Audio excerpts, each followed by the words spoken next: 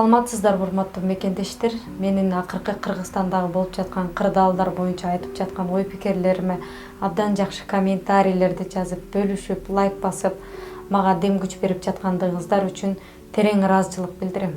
Урматтуу мекендештер, менин бүгүнкү айта турган маселем бул намыс тууралуу болмокчу. Намыс бул аял же эркектики деп бөлүнбөйт экен.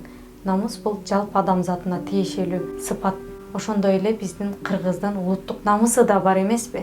Биз ушул улуттук намысты бек кармап, намысыбызды таза кармап, намыстуу болуп жүрүп атабызбы деген суроо ар дайым менде жаралат.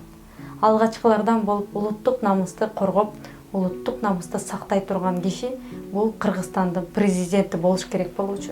Урматтуу мекендештер, илгери биздин баатырлар намыс үчүн өлүмгө башын байлаган. Ал эми улуттук намыс үчүн жалпы армиялар согушкан. Биз качан намыстуу бийлик келгенде, качан намыстуу эр-азаматтар келгенде Кыргызстанды жаркын келечекке алып чыга алабыз деген гана ой жаралат.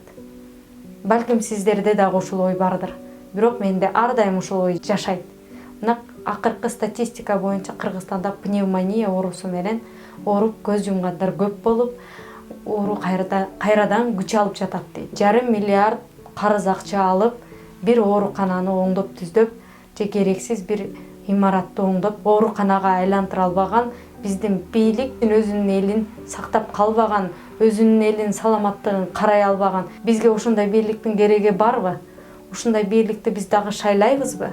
Ушундай бийлик бизди жаркын келечекке жетелейби деген ой ар бирибизде жаралыш керек.